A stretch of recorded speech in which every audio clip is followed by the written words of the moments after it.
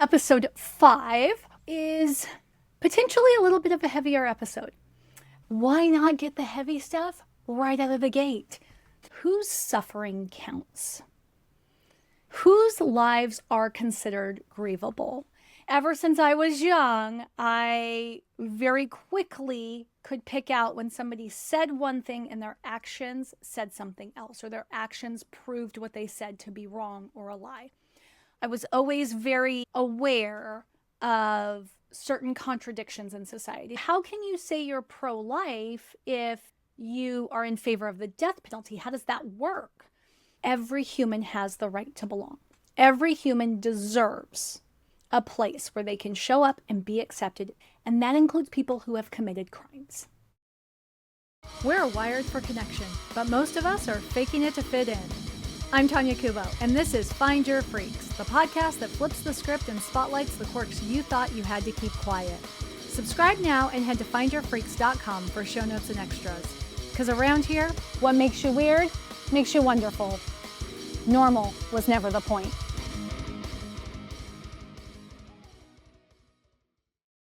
Hey there, freaks. Tonya here. Welcome to episode 5, which is potentially a little bit of a heavier episode. Why not get the heavy stuff right out of the gate? That'll let you know if this show is for you or not. But in all seriousness, this one may go a little bit more academic than some of our shows, but that really is a main message here behind the show, is that,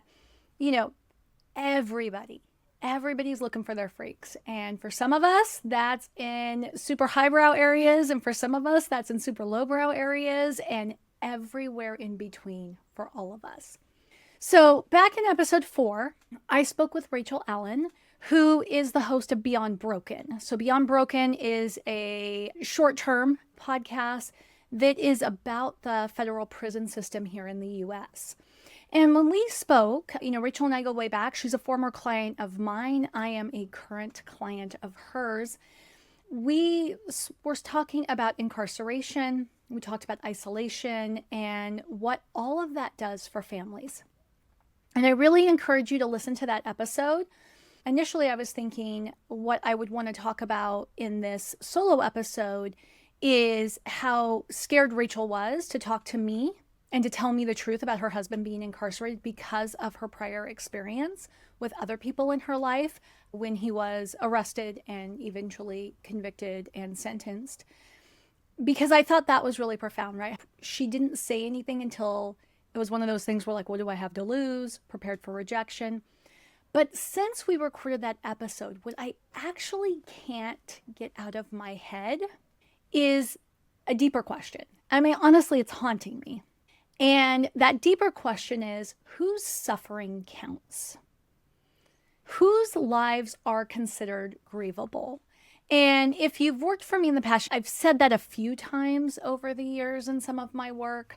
That is part of what drives me toward community building, is this observation, and I have to be honest, I probably first noticed this when I was about 12 or 13. Not because I'm a brainiac, but just because I like alignment, and I always have, okay?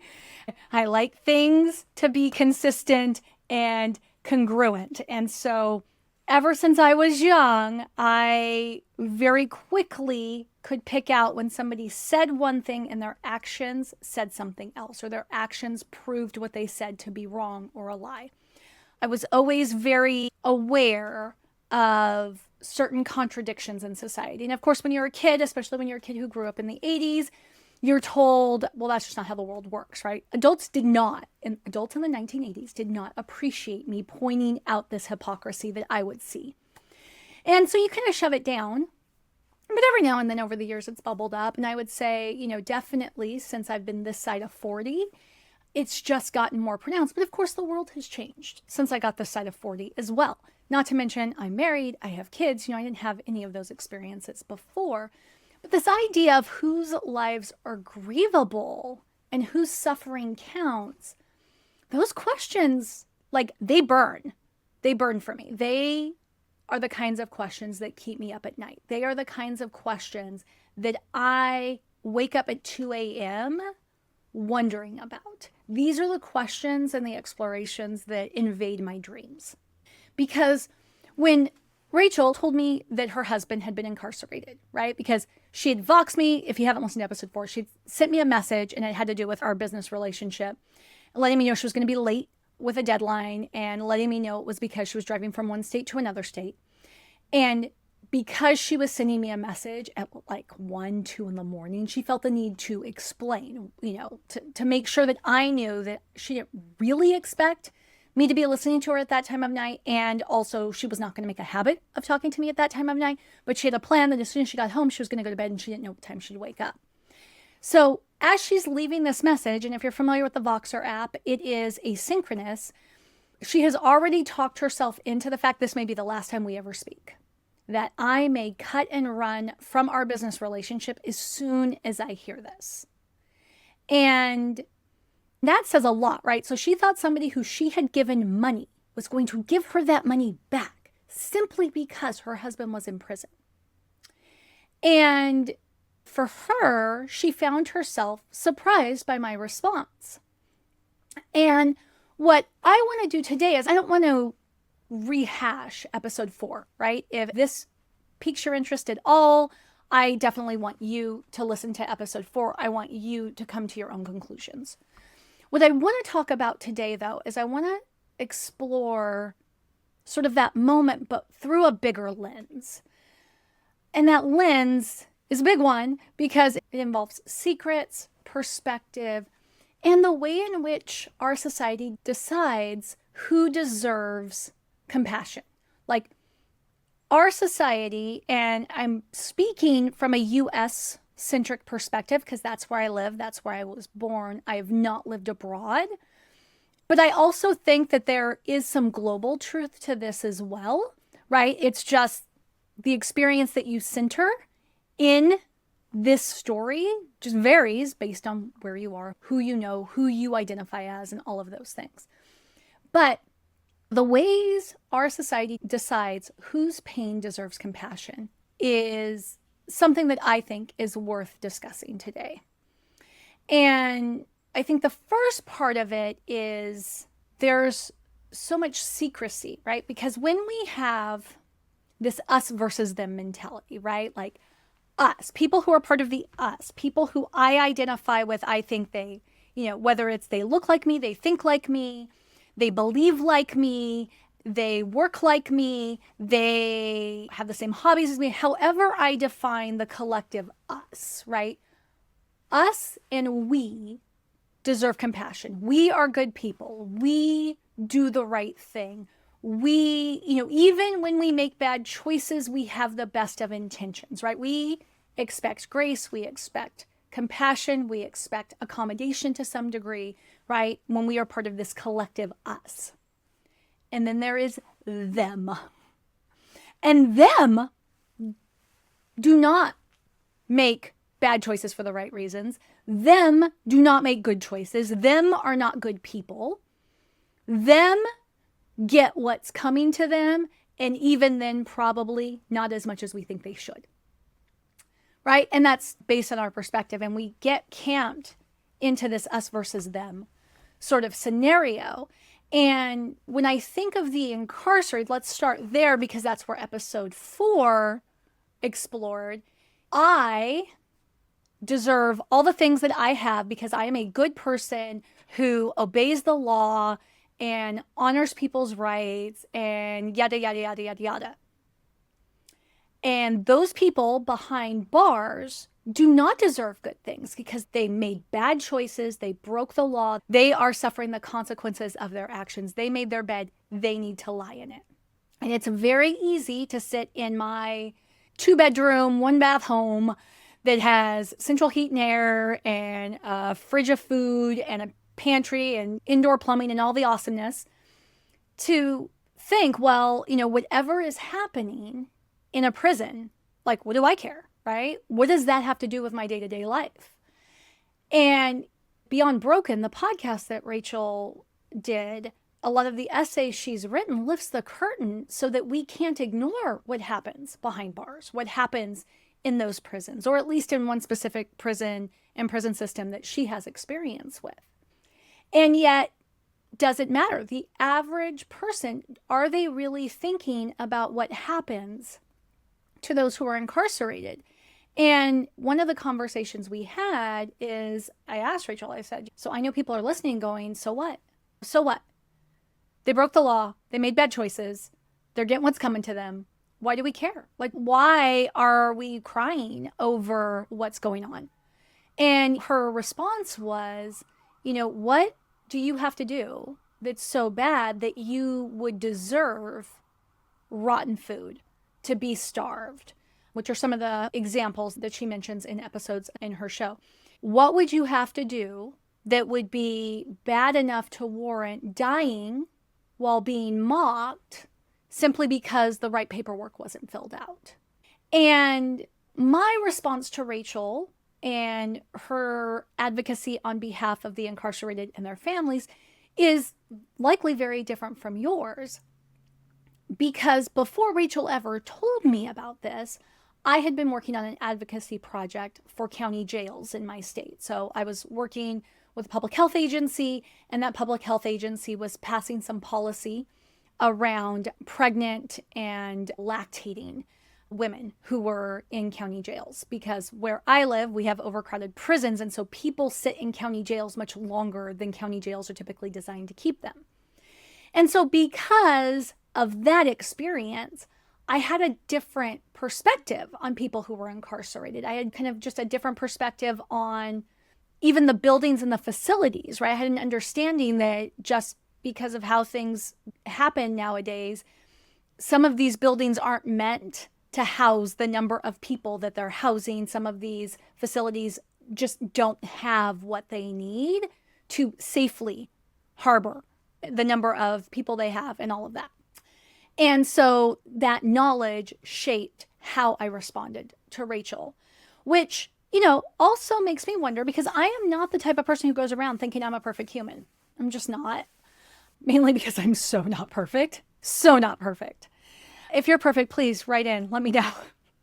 I need to meet a perfect person.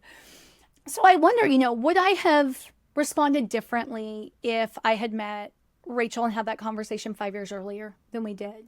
Would I have responded differently, in my 30s or in my 20s, when I really did believe only bad people went to jail?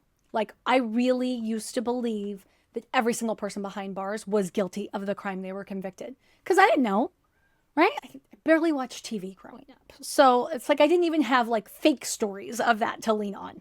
And just makes me think of perspective being what separates compassion from condemnation, right? So what I mean by that is at 20, I probably would have had all sorts of judgments of what type of person Rachel's husband was to be in jail, and therefore what type of person Rachel must be to be married to a man who is currently in jail, because of the perspective that I had, or in this case, didn't have.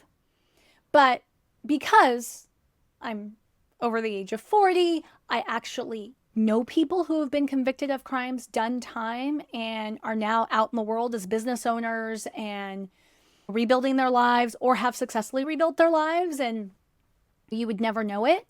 I have friends who have partners, ex-partners who have struggled in and out of incarceration for various reasons. So now, with those experiences, right, comes a different perspective, and it is much more natural for me to have compassion for everybody involved. And when I think about belonging, right, I'm really thinking, and the core message of this show is that every human has the right to belong. Every human deserves a place where they can show up and be accepted just as themselves. And that includes people who have committed crimes, right? It's that whole love your neighbor, and even that person you can't stand are also your neighbor too. And that's hard, right? Loving people is hard. It's hard for me. It's hard for a lot of people. But I do believe that everybody deserves love. Now, that being said, not everybody deserves my love. That's true too. Probably true for you as well. But The first thing that hit me is that I think it's perspective that separates a compassionate response from a condemning response. And next, there is the secrecy part, right? This speaks to the greater topic of belonging, which is, there's a saying a friend of mine uses, and I'm sure she read it in a book somewhere, or a self-help program or something, right? But we're only as sick as our secrets, right? Because it's secrets that keep us in bondage, because we will do so much to protect a secret. Talk to anybody who struggled with addiction, and they will tell you the lengths that they have gone through to protect the secret of their addiction, but also to protect their addiction. And, people who enter into recovery by choice, because not everybody enters into a recovery program by choice, the people who enter into recovery by choice oftentimes do so because the secret has gotten so heavy, it has isolated them from the world. So what they thought made them fun, what they thought gave them friends and a peer group and made them included, suddenly starts making them feel excluded and separate because they're so desperate to protect the secret. And a lot of people I know in recovery, a lot of people I know who have been harboring some kind of secret, when they come clean, will oftentimes talk about the freedom, feeling like a burden has been lifted. But a lot of that freedom does come from the reaction they get when they finally speak the truth. I think it's why recovery communities have such loyal participants, right? It is a place where you can walk in, speak the truth about your addiction and how you feel about whatever your substance of choice is, or whatever your, we'll call it a vice of choice is, and have nobody in that room flinch because they all get it and everything you say makes perfect sense to them, and maybe they thought it themselves. That's one of the most freeing experiences ever. And we all know this. I am somebody who's really struggled with a lot of obsessive behaviors in the past. And episode 2, we talked about the Clutter Free Academy podcast and that community, right? My mom was a hoarder. I will always struggle with clutter to some degree. It's better, right? But being able to talk about it so that I don't have to worry about what people think when they come into my house, because I don't care how hard I've worked to clean. Somebody's going to judge it when they walk in, right? That has been freeing. I entertain more now than I ever would have thought I would, simply because I don't feel like I've got this dirty little secret that I have to keep under control. And okay, so we've talked about incarceration a little bit, crime a little bit. We've talked about addiction a little bit. I'm always going to talk about clutter. That's just, that is a big part of my lived experience. Which then, as we go toward this whole, like, whose pain deserves compassion, whose lives are grievable, it's really the question of, why do some truths lead to acceptance and lead to deeper community while other truths trigger exile, right? Why does one truth get empathy and another truth doesn't? And I think that you're going to have your own opinion on this based on who you know and what you do and what they do. But I think whose truths we allow, that we find palatable, whose truths we find easy to swallow, tells us a lot about whose lives are valued. And I would go so far as to say, when we think really long and hard about whose truths are allowed, whose perspectives, whose stories that we want to hear and whose stories we believe versus whose stories we don't believe, it will tell us a lot about whose lives we individually value. But I think it also tells us a lot about whose lives society has taught us to value.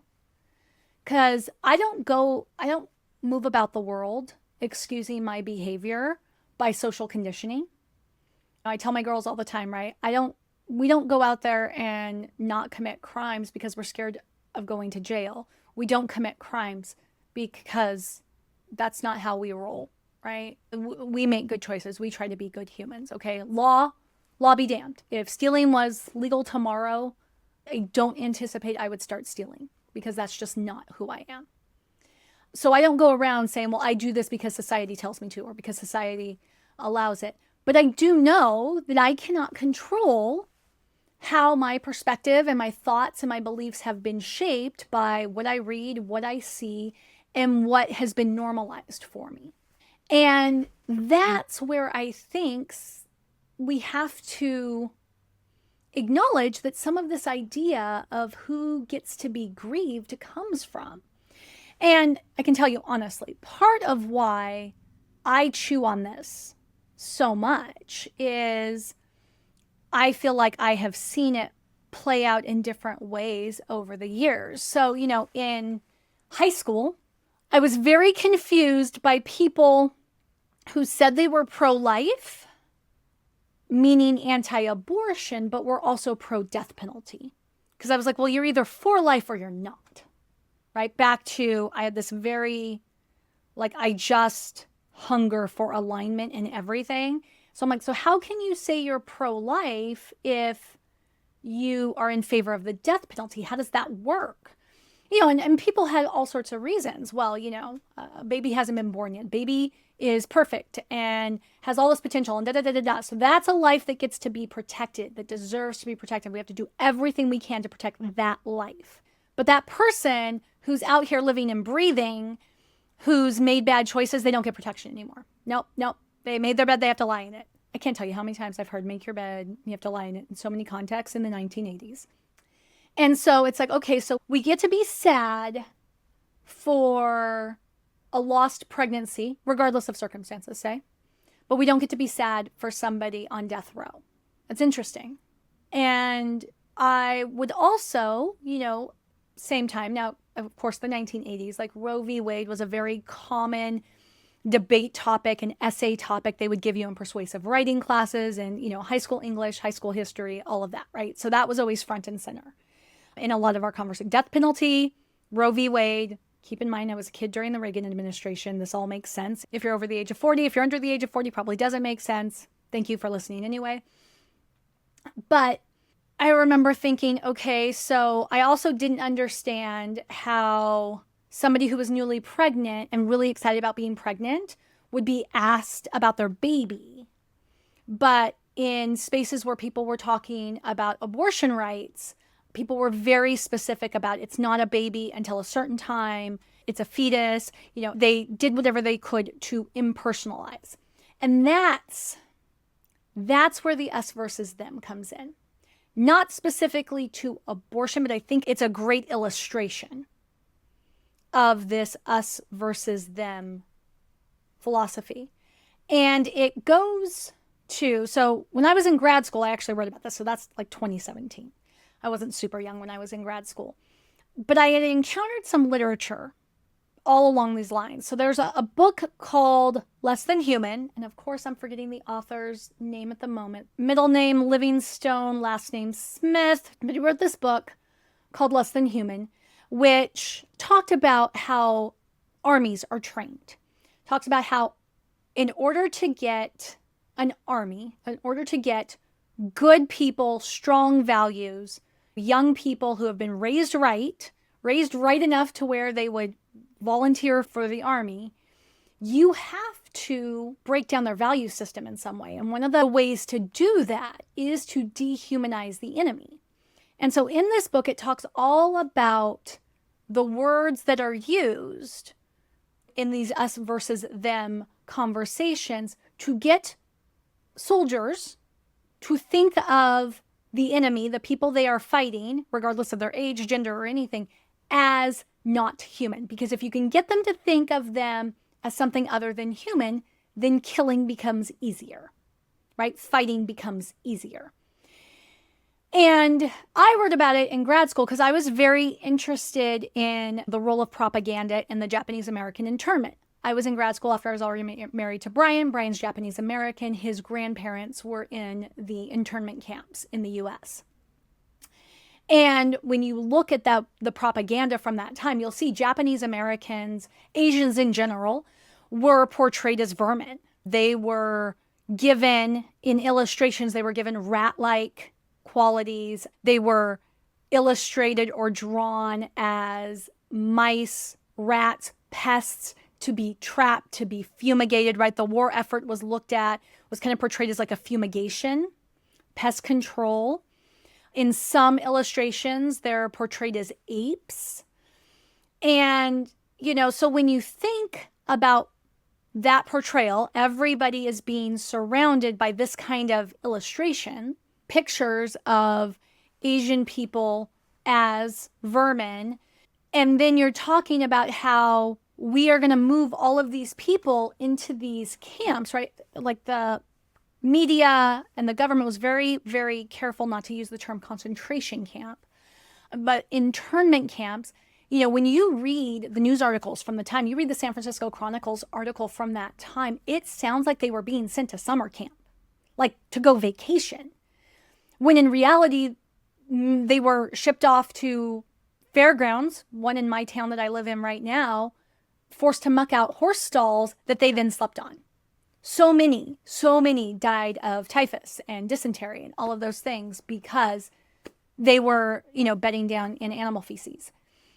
But when we already had months and years of programming that equated Asians to animals, so all of this, the average person is thinking, hold on, that sounds pretty good. Sounds like they're being treated pretty well. I mean, when you're being compared to vermin, nobody's really thinking anything is that big of a deal to find out that you're sleeping in a mucked out horse stall. Just like, it's kind of nice, right? Like, rats must like that's good treatment for a rat, right? And that, I think, carries forward. And we're talking about the 1940s. We can talk similarly about the Holocaust. We can talk similarly about genocide in multiple places throughout centuries, at least decades. And I think today, 2025, when we're recording, right, we see the echoes of that perspective, of that dehumanizing people who make different choices than us, live differently than us, all of those things. We see that in the treatment of incarcerated people, as Rachel pointed out in episode 4, as she points out in the Beyond Broken podcast. We see it in the treatment of immigrants. We see it in the treatment of addicts, especially addicts that are not in active recovery, right? Addicts who are, what you would call in active addiction. We see it in the treatment of those who are unhoused, right? The homeless. And when these people die, right, their deaths get framed as inevitable, as deserved, as invisible.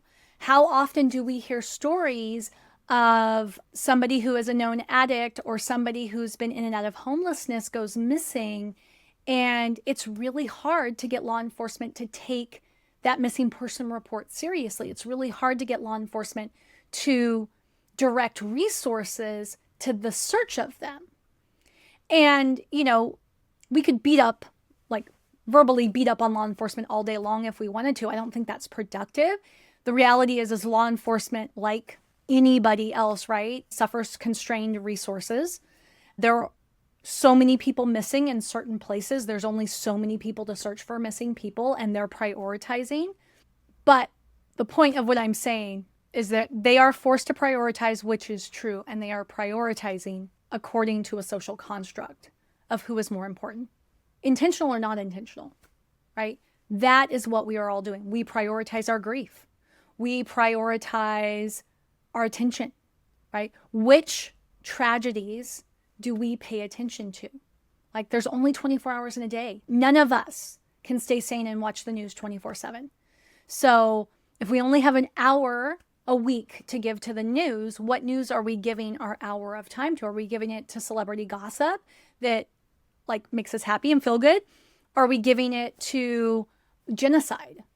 Everybody's going to make a different choice. There is another book, and it's called Frames of War. When is life grievable? I want to make sure I did not invent the question, right? Other people have been asking this question and exploring this question for years, by Judith Butler. And she talks about the frames of grievability, right? Which is our social cultural cues that tell us whose lives matter enough to mourn. I think of this a lot of times with miscarriages because I ran a mom's group for several years. I was part of the mom's group from 2010 to 2018, and I was the leader for a 2-3 year portion there. And women suffered loss all the time. But, there were some people who came from a cultural background that told them that they had no right to be sad, or they didn't have a right to be sad until the pregnancy was at a certain stage. You hear that all the time. I know when we announced our pregnancy with our first, we got a lot of people who told us that we needed to be careful because, like, what if we lost the baby? And I said, well, if we lost the baby, we'd be sad. And I would want people to understand why I'm sad. So, yeah. But that hiding the information until it's publicly acceptable to share, because then it's publicly acceptable to grieve. I saw so many expectant moms struggling with that. And even when I've had friends who've had miscarriages, when they talk about it, and somebody will say, oh, well, how far along were you? And if they say, oh, I was like 20 weeks or 24 weeks, it was late term miscarriage, people are like, oh, like you actually lost a baby.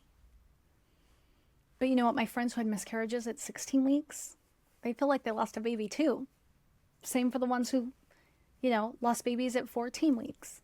Like, they get to grieve what they get to grieve. It's not on us to tell them. But society has some clear messages.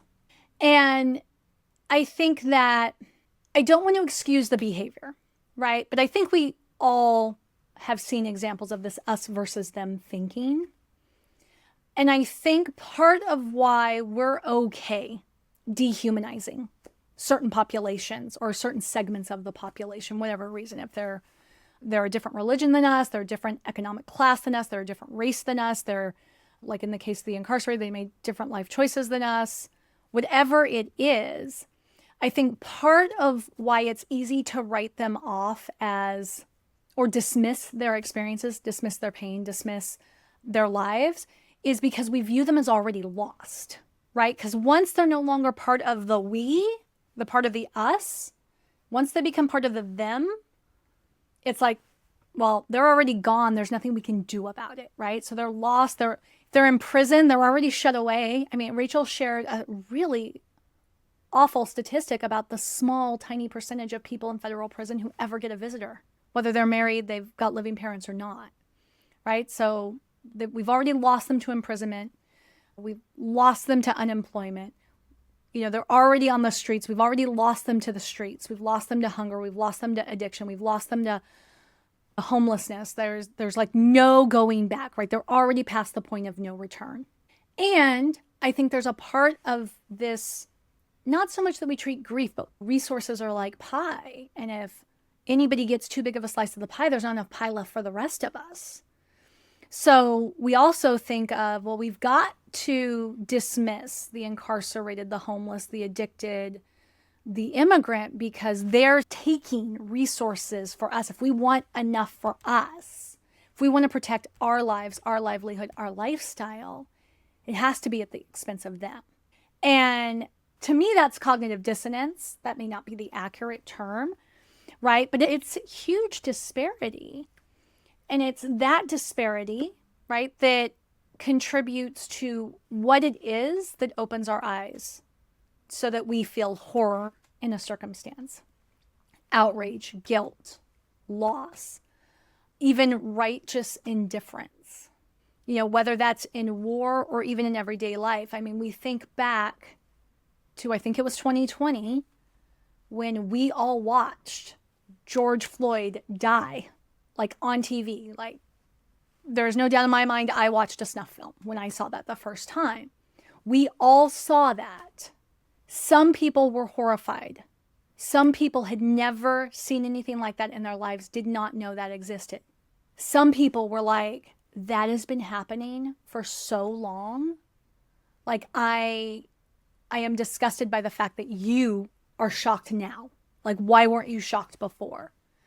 And then there's a whole segment of the population that starts justifying why that's okay in their mind, right? And it's back to this idea that inside of us, we have made determinations of who is human, like us, who's on the same level of humanity as us, who is not, whose lives are worth grieving, and who doesn't deserve our time or our attention.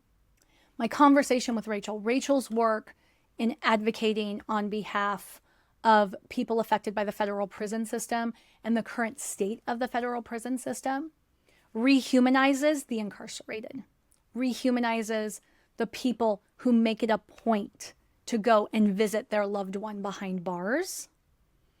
She makes a point that these people are people, right? Just because we lock them away in an institution doesn't mean they cease to exist, nor does it mean that they cease to be human. She shines a bright light and says, these are lives worth grieving.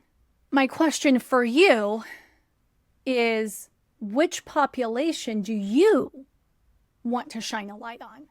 Which population are you called or compelled to draw attention to so that the world sees that their lives are worth grieving? Because I think all of us feel that way toward some segment of the population. And then the follow-up question of that is, can we extend that passion, that feeling of connected humanity toward that population to those that we don't identify with, those that we feel differently from, those that quite honestly, we don't agree with how they live, we don't want to live like them, we're not even sure we want to live near them. Can we extend that kind of humanity to them? Because that is community, right? Community is that we all come together. We don't get because we do, we get because we are, right? It's intrinsic worth, intrinsic value.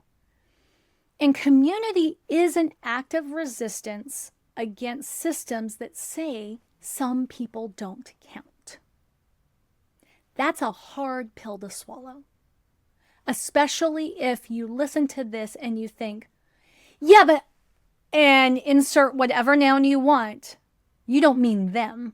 You don't mean those people. I just saw something like this blow up on social media the other day, talking about Jesus says love your neighbor, and then there's all like hundreds of comments of like, yeah, well, Jesus didn't mean this person was my neighbor or that person or that person. And it's exhausting, like truly exhausting. And it's also understandable when you think of how much we have been conditioned to view certain people, certain lives worth living, certain lives worth saving, and certain lives not worth living, not worth saving. And finally, I just want to say, and this was something kind of Rachel mentioned, but I think it's a good one, which is you, whoever you're passionate about, whoever you want to feel seen, known, loved, right? You get to serve them in your way, right? Rachel uses her gift of persuasive writing, her gift and interest in research and podcasting to shift perspectives toward the incarcerated. She didn't start a Facebook group. She didn't start a membership. She didn't create an online advocacy course. She's not creating meetups for prisoners' wives or anything like that. She's not hosting coffees and teas and lunch and learns. So, she is evidence that belonging doesn't have to always be about creating a physical space, a physical container for people to come and visit and inhabit. Sometimes creating community can be as simple as making the invisible visible, simple as bringing light to what other people want to disappear. You don't have to build community in the traditional sense. You don't have to build community like I do online or in person like other people may to make belonging possible. So whatever your lane, if you have the gift of storytelling, if you have the gift of art, right? Sculpture, painting, drawing, if you have the gift of activism, of policy, right? Driving policy. If you're that person who does not mind testifying in Congress or doing legislative visits, whatever your lane is, lean into it, and it can widen the circle of whose lives we refuse to discard. Because if we've got Rachel out there shining light on the humanity of those who are living behind bars, and we've got Susie, you guys all know I love to pick on Susie, Susie over here shining a light on the value of the lives of people who live on the streets, and you've got me shining a light on the lives of people who just look different than you. Me using my voice, my platform to draw attention to the fact that just because people don't look like us, live like us, doesn't mean they don't deserve to be one with us. then we can truly unify around our shared humanity. So if you haven't already, please listen to Rachel's episode. I do think it's worth it. It's worth it. It's like 45 minutes. Totally worth it.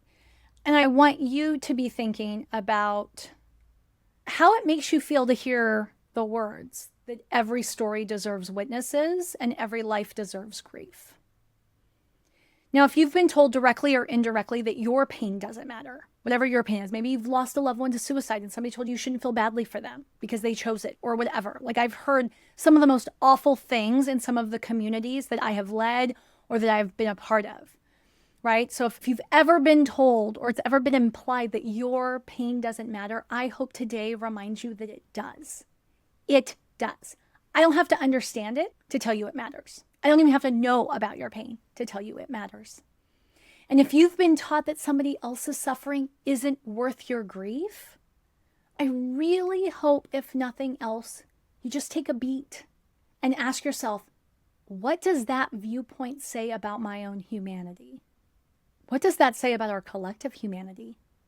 Because you shouldn't have to shrink. And when we expand our circle of grief to include the lives others dismiss, we can reclaim our own humanity too. That's the thought I want to leave you with today. And I look forward to having you back when we get to episode 6.